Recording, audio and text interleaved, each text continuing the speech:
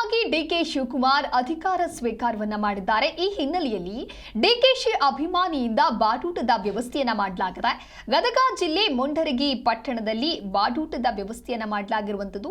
ನಿಂಗರಾಜ್ ನಿಂಬಣ್ಣನವರ್ ಎಂಬಾತನಿಂದ ಬಾಡೂಟವನ್ನು ಮಾಡಲಾಗಿದೆ. Egg rice ಅಂಗಡಿಯನ್ನ ಈ ಅಭಿಮಾನಿ ಮಾಡಿಕೊಂಡಿದ್ದಾರೆ. ಚಿಕನ್ ಹಾಗೆ ಮಟನ್ ಊಟದ ವ್ಯವಸ್ಥೆಯನ್ನ ಕೂಡ ಕಲ್ಪಿಸಿದ್ದಾರೆ.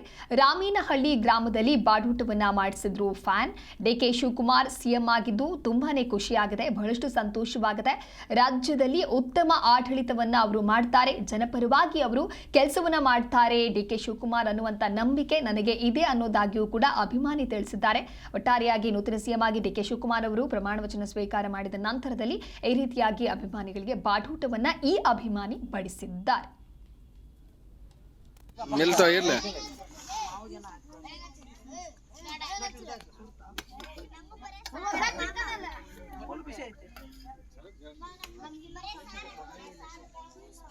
ನಮ್ಮ ಡಿ ಕೆ ಶಿವಕುಮಾರ್ ಅವರು ಸಿ ಎಂ ಆಗಿದ್ದಕ್ಕೆ ನಾನು ಇವತ್ತು ಖುಷಿಯಿಂದ ಅಭಿಮಾನಿಯಾಗಿ ಅವರಿಗೆ ಇವತ್ತು ಊಟ ಇಲ್ಲಿ ಜನರಿಗೆ ನಾನು ಊಟ ಹಾಕ್ತಿದ್ದೀನಿ.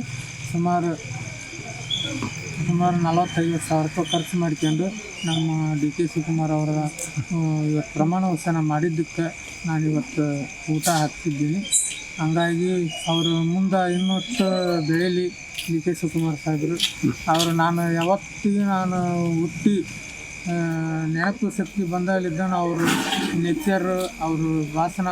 ಮುಖ್ಯಮಂತ್ರಿ ಆದ ಡಿ ಕೆ ಶಿವಕುಮಾರ್ ಅವರು ನಮ್ಮ ಕರ್ನಾಟಕದಲ್ಲಿ ಮುಖ್ಯಮಂತ್ರಿ ಆಗಿದ್ದಕ್ಕೆ ನಮ್ಮ ಮುಂಡ್ರಿಗಿ ಗದಗ ಜಿಲ್ಲಾ ಮುಂಡ್ರಿಗಿ ತಾಲೂಕಿನ ಮೇವುಟಿ ಗ್ರಾಮದ ನಿಂಗಪ್ಪ ನಿಂಬಣ್ಣವರು ಅಂತ ಹೇಳಿ ಒಂದು ಸುಮಾರು 50,000 ರೂಪಾಯಿ ಖರ್ಚು ಮಾಡಿ ಅವರು ನಮ್ಮ ವರ್ಗದವರಿಗೆ ಊಟವನ್ನು ಹಂಚ್ತಾ ಇದ್ದಾರೆ.